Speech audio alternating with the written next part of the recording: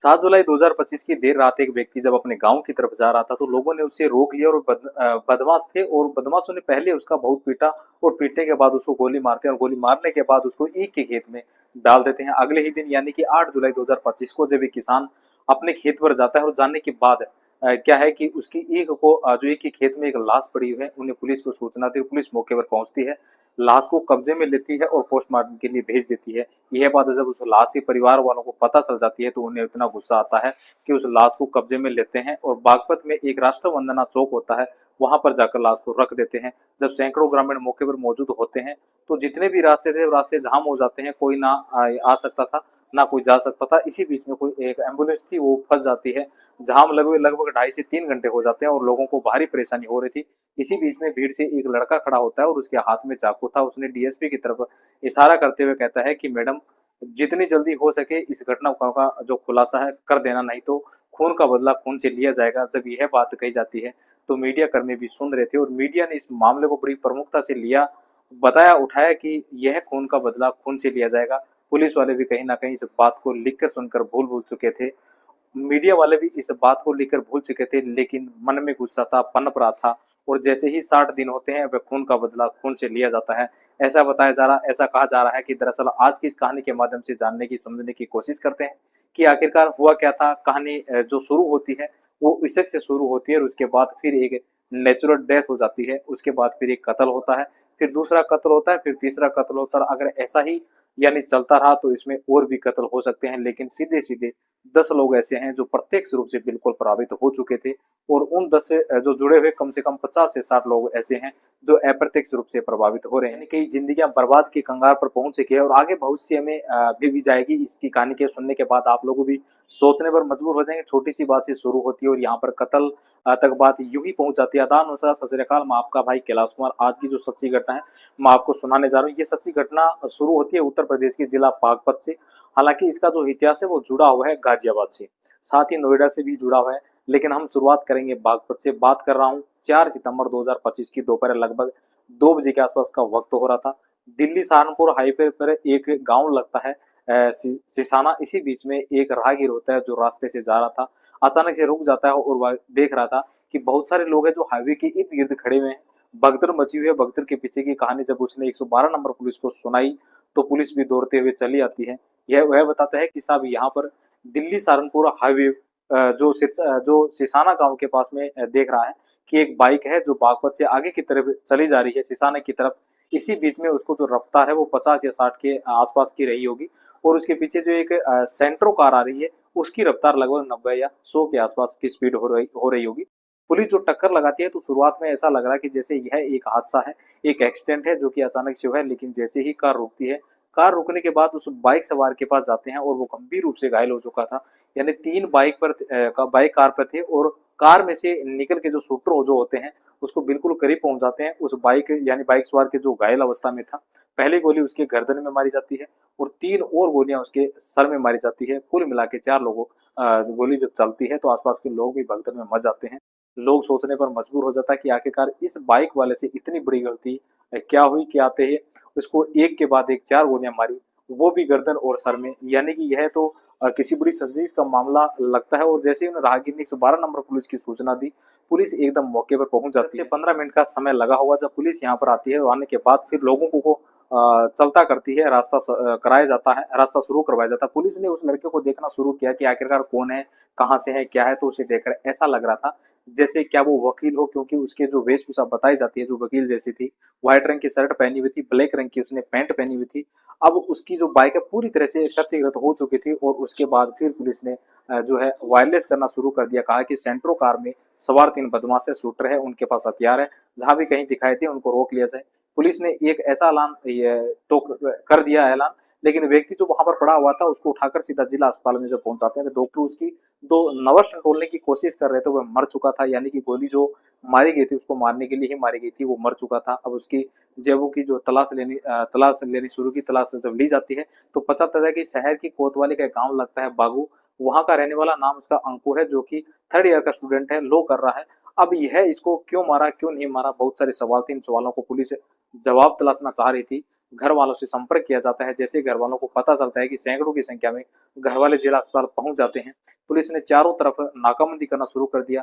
वो Santro car जो थी आखिरकार वो अमेड़ा यानी अहेड़ा एक गांव लगता है, उसके जंगल में वो जो कार है खड़ी हुई लावारिस स्थिति में मिल जाती है। लेकिन उसके अंदर कौन था, उनकी तलाश थी। पुलिस ने ये देखने की कोशिश कहाँ से और क्यों आई है, क्या बात है, तो साथ ही मीडिया ने खंगालना शुरू कर दिया कि हत्या क्यों हुई, इसके पीछे की क्या वजह है। तो ये जो कहानी दरअसल हमने भी इसे ढूंढने की कोशिश की, तो हमने जिसमें तलाश किया तो उत्तर प्रदेश के गाजियाबाद में एक जगह लगती है साहिबाबाद, और साहिबाबाद में एक स्कूल है, कॉलेज है, जिसका नाम है इंद्रप्रस्थ कॉलेज। और इंद्रप्रस्थ कॉलेज में जब साल 2017 की है बात है, एक लड़का जो कि बिहार के दरभंगा में रहने वाला होता है, नाम उसका मंजीत मिश्रा होता है। मंजीत मिश्रा की जो दोस्ती है वो हो जाती है नोएडा की रहने वाली मेघा राठौड़ से। दोस्ती कुछ गहरी हो जाती है, दोनों साथ साथ पढ़ते हैं, एक दूसरे के सुख दुख का हिस्सा बन रहे थे, एक दूसरे की पढ़ाई में मदद कर रहे थे, एक दूसरे के नोट्स में शेयर कर रहे थे। और ये दोस्ती कब प्यार में बदल जाती है पता ही नहीं चलता। इसके बाद फिर दोनों फैसला लेते हैं, शादी कर लेते हैं, जिंदगी साथ जिएंगे, साथ मरेंगे, इस तरह की बात थी। लेकिन दोनों की जातियां अलग थी, एक पंडित था, दूसरा ठाकुर होता है।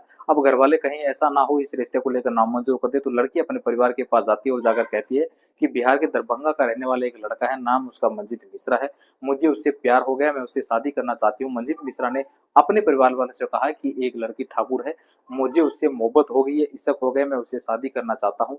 परिवार को हाँ करने में 7 साल का समय लग जाता है। यानी कि साल 2017 में इनकी दोस्ती प्यार शुरू होता है। 18, 19, 20, 21, 22, 23, 24 यानी 25 इस तरह लगातार साल बीत रहे थे। आखिरकार जब 2024 आता है तो घर वाले हरी झंडी दे देते हैं कि ठीक है, तुम लोग शादी यानी कर सकते हो। घर वाले शादी की मंजूरी दे देते हैं। 7 साल बाद 28 जनवरी 2024 को इन दोनों की धूमधाम से यानी साथ में शादी हो जाती है। परिवार के लोग शामिल होते हैं, रिश्तेदार शामिल होते हैं, और जब शादी हो जाती है सब कुछ ठीक ठाक चल रहा था। अभी शादी का सिर्फ 15 दिन हुए थे कि 15 दिन के बाद यह पता चलता है कि जो मंजीत मिश्रा है उसके पिता का रोड पर एक्सीडेंट हो जाता है, और तो वो मर भी जाते हैं। बस उनके पिता का मरना मंजीत मिश्रा को यह एक घर में एक ऐसा क्लेश हो जाता है कि मंजीत के घर वाले परिवार वाले अब इस लड़की को दोषी मानने लगते हैं। जब इससे लड़की के कदम हमारे घर में पड़े हैं तब से हमारे घर की जिंदगी बिल्कुल पूरी तरह से बर्बाद हो चुकी है।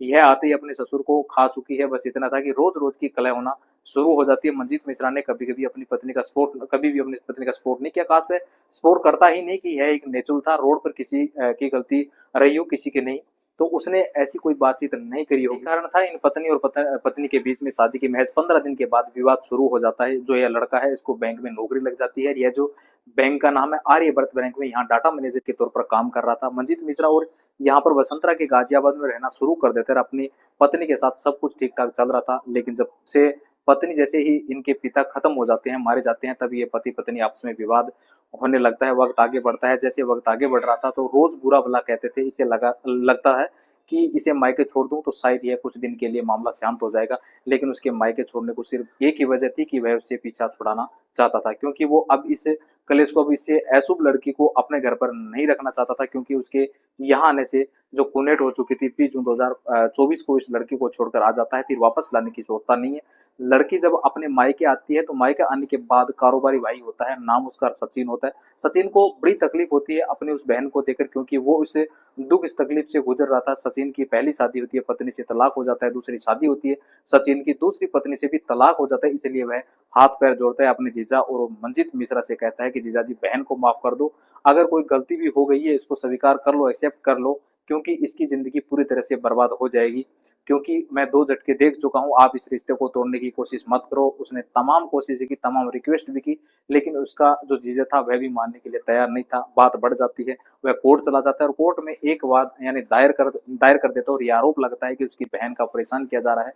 जो वजह बताई जा रही है वह वजह उस हिसाब से पुलिस या कोर्ट जो भी मामले की जांच पड़ताल करता। लेकिन इससे पहले ही सचिन के मामले में कोर्ट कुछ आदेश देता, यानी कुछ होता, यह मंजीत मिश्रा की यानी पहुंच जाता है गाजियाबाद के इंदरपुर थाने में 19 अगस्त 2024 को, और जाकर कहता है कि साहब मेरी जान को खतरा है, मेरा साला मुझे जान से मार दे, मेरी जान बचा लो। जब वो लगातार इस तरह की बात कर रहा था, पुलिस इस मामले की जांच पड़ताल करना शुरू कर देती है। अब इसमें जो जांच पड़ताल करना शुरू कर देते हैं, अब दोनों में कहीं ना कहीं जो है दो फड़ हो चुके थे। पहले जो इनमें 63 का आंकड़ा था, 63 का आंकड़ा, 36 का आंकड़ा था, बन चुका था। यानी कि अब जो एक दूसरे से जो मेरा और जो मंजीत मिलना ही नहीं चाहते थे, अब सचिन की कोशिशें नाकाम हो जाती है। सचिन को गुस्सा आता है और अपनी बहन की एक तरफ से बेवा के रूप में देखना पसंद नहीं कर रहा था। उसने अपने दोस्त से बातचीत की और उसने एक व्यक्ति होता है जिसका नाम प्रवीण होता है, प्रवीण से कहता है कि भाई मेरी बहन परेशान परेशान हो चुकी है, लव मैरिज की थी एक लड़के से, लेकिन वो उसका साथ नहीं दे रहा है। करूँ तो क्या करूँ? तभी मशवरा सलाह दिया जाता है और उसको रास्ते में से हटा दे तो कैसा रहेगा? जो बैडमिन जब यह सलाह मशवरा देता है तो सचिन के दिमाग में आ जाता है कि यह तो बढ़िया रहेगी, रास्ते से हट जाएगा, क्लेश खत्म हो जाएगा, तो उसके बाद फिर बहन की कहीं दूसरी जगह शादी वगैरह कर देंगे।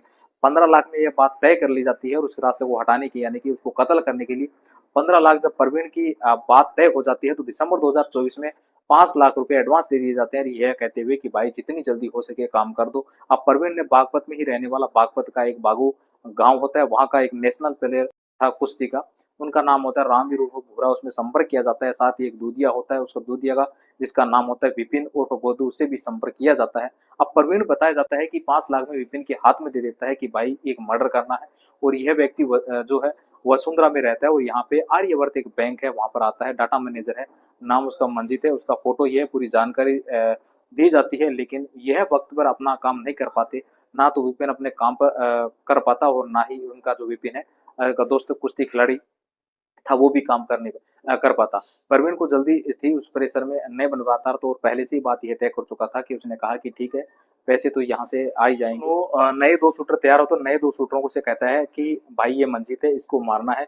इसके लिए प्लानिंग हो जाती है और तारीख तय कर ली जाती है, और तारीख थी आपकी 21 फरवरी 2025 को ग्रेटर नोएडा का एक जो कोतवाली लगती है उसी के इलाके में आता है, डी पार्क, और डी पार्क के पास की बात है जब पुलिस ने 100 से ज्यादा सीसीटीवी कैमरे खंगाले तो उसमें पता चलता है कि एक व्यक्ति है जो कार में जा रहा है और बाइक पर एक दो व्यक्ति हैं जो जा रहे हैं, वो बार बार उस कार के आगे पीछे दाएं बाएं इस तरह से कर रहे थे। हालात तब खराब हो जाती है जब वह जानबूझकर कार में टक्कर मार देते हैं। कार वाले को गुस्सा आता है, कार से मंजीत मिश्रा बैठा होता है जो कि डाटा बैंक मैनेजर होता है, वह गुस्से में उतरता है। जैसे ही उतरता है तो वो शूटर गोली मारकर उसकी हत्या कर देते हैं। पुलिस जब सीसीटीवी कैमरे के माध्यम से आखिरकार शूटर तक पहुंचती है, शूटर के बाद फिर प्रवीण तक पहुंचती है और प्रवीण से फिर सचिन तक पहुंचती है, और सचिन का पता चलता है कि सचिन जो उसका साला था, उसके अपनी बहन की बेइज्जती का बदला लेने के लिए अपने ही जीजा की हत्या करा दी थी। पुलिस इन्हें गिरफ्तार करती है और गिरफ्तार करने के बाद इनको जेल भेज देती है। लेकिन जो पहले 5 लाख दिसंबर 2024 में दिए थे विपिन और गोदू को, तो यह पैसे ना तो उसमें वापस किए और ना ही अपने दूसरे जो साथी होता है रामवीर उर्फ भूरा, उसमें बंटवारा किया। अब रामवीर उर्फ भूरा बार बार कहता था कि यार जब तुमने काम भी नहीं किया, पैसे जो तुम्हारे पास रखे हुए हैं जो पैसे वो क्यों नहीं दे रहे, क्यों नहीं करते, या तो पैसे वापस करो या फिर आपस में बंटवारा करो। उनसे कहा कि 1 लाख रुपए तो खर्च हो चुके हैं, बोले चलो कोई बात नहीं, 1 लाख खर्च हो चुके हैं तो एक काम करो, बाकी जो बचे हो, तो इस बात को लेकर इन दोनों में आपस में दोस्तों की कहासुनी शुरू हो जाती है। एक जो था वो दूध का काम करता था, जो शहर में जाता है, इधर-उधर दूध बेचता है, बेचकर रोज़ शाम वापस घर अपने पहुँच जाता है, और यह तारीख थी 7 जुलाई 2025 की रात लगभग 11 बजे के आसपास का अचानक से फ़ोन पहुँचता है। जब फ़ोन पहुँचता है तो ये जो होता है विपिन उर्फ गोदू, आखिरकार उस फ़ोन के बाद पता चलता है, और यह इलाका था गाँव हमीबाबाद, जो कि बागपत सिटी का कोतवाली क्षेत्र गाँव लगता है। वहाँ यानी टवेल के पास इसके साथ बातचीत होती है, कई साथी रहे होंगे। वो शूटर मारने वाले, हत्या करने वाले इस विपिन को बहुत बुरी तरह से मारा जाता है, पीटा जाता है, और मारपीट करने के बाद 2 गोली मारी जाती है और मारकर उसकी हत्या कर देते हैं। यानी 12वीं जो पास में ही यानी हाई खेत में था, वो फेंक देते हैं, और बाईपास सॉरी, तो खेत जितेंद्र राजेंद्र का था, और अगले ही दिन सुबह यानी कि 8 जुलाई 2025 राजेंद्र का छोटा भाई जिसका नाम देवेंद्र होता है, वो खेत पर काम करने के लिए गया था, और जैसे ही जो बाईपास खेत में जो ब्लेड मिलता है उसके पीछे जो है करना शुरू किया तो पीछे पहुंच जाता है और वो लाश तक पहुंच जाता है। आखिरकार वो पुलिस को सूचना देता है कि साहब हमारे खेत में एक लाश पड़ी हुई है, आप आ जाइए। पुलिस जैसे ही लाश की सूचना पर वहां पर मौके पर पहुंचती है, यहाँ आने के बाद फिर घर वाले परिवार वाले इस लाश को कब्जे में लेकर ये राष्ट्र वंदना चौक होता है बागपत का, वहां रखकर जाम लगा देते हैं, और इसी बीच में डीएसपी साहब के सामने एक ऐलान किया जाता है कि हम इस खून के बदला खून से लेंगे। 2 महीने यानी कि करीब 60 दिन बाद बीत जाते हैं। तारीख आती है 4 सितंबर 2025 की दोपहर लगभग 2 बजे के आसपास। अंकुर जो होता है वो उसका भाई था रामवीर उर्फ भूरा का। हालांकि पुलिस ने रामवीर उर्फ भूरा को तो गिरफ्तार करके जेल भेज दिया जाता है, लेकिन विपिन की हत्या में लेकिन जब ऐलान कर दिया था कि खून का बदला खून से लेना है, तो इस विपिन की हत्या से गुस्सा है, और घर वालों ने, परिवार वालों ने, ऐसा भी पुलिस कह रही है कि हालांकि अभी यह पुलिस ने क्लियर नहीं किया, ऐसा माना जा रहा है कि यह जो अंकुर की हत्या हुई है, जो हाईवे पर उसे 4 गोली मारी गई है, उस गोली मारने के कहीं ना कहीं वो पुराना जो केस था जिसमें पुरानी सुपारी के पैसे का लेन देन का मसला था, उसी में यह हत्या हुई है। हालांकि पुलिस ने अभी इस बात का जो है डिस्क्लोज नहीं किया है, लेकिन जब हमने ढूंढने की कोशिश की, तलाश करने की कोशिश की तो पहले से जो मंजीत था, मंजीत के पिता यानी असमय की मौत हो जाती है रोड एक्सीडेंट में और उसके बाद फिर मंजीत को मरवाया जाता है। मंजीत के बाद फिर यह विपिन मारा जाता है और विपिन के बाद फिर अंकुर मारा जाता है। इस तरह से 3 तो कत्ल होते हैं। एक नेचुरल डेथ हो जाती है, 4 लोग तो इसमें सीधे-सीधे मारे जाते हैं, 2 शूटर पहले और 2 यानी भूरा और विपिन ये 4 लोग चले हो जाते हैं। सचिन और प्रवीण इस तरह से कुल मिला के जो संख्या बढ़ जाती है वो लगभग 10 के आसपास इसमें जो अंकुर को मारने में भी 3 लोग आए थे, जो 10 लोग सीधे-सीधे प्रत्यक्ष रूप से प्रभावित हुए। बाकी इनसे जुड़े हुए इनके परिवार, माँ-बाप, भाई-बहन, दोस्त, रिश्तेदार कितने लोगों को ना जाने कब तक सफ़र करना पड़ेगा, सहज ही अंदाज़ा लगाया जा सकता है। काश कि इस मंजीत मिश्रा के परिवार ने उस लड़की को अशुभ ना कहा होता, ऐसा ना कहा होता तो शायद यह इतने कत्ल की कहानियाँ लिखी नहीं जाती। दोस्तों इस पूरे घटनाक्रम को सुनाने का उद्देश्य किसी को परेशान करना नहीं है, किसी का दिल दुखाना नहीं है, बल्कि आपको जागरूक करना, आपको सचेत करना है, आपको बताना है कि गुस्से में उठाए गए कदम हमेशा नुकसानदायक होते हैं। इसलिए कोई भी कदम उठाने से पहले सोचना चाहिए, विचार करना चाहिए। काश सचिन ने भी अपने जीजा की अगर हत्या ना कराई होती तो यह भी कहानी इतनी आगे ना बढ़ती। सोनभद्र के रहने वाले अंकुर मौर्य आज उनका जन्मदिन है और आपके दिल्ली के रहने वाले परवीन भाई इनका भी आज जन्मदिन है। इन दोनों के जन्मदिन की ढेर सारी शुभकामनाएं। जय हिंद, जय भारत।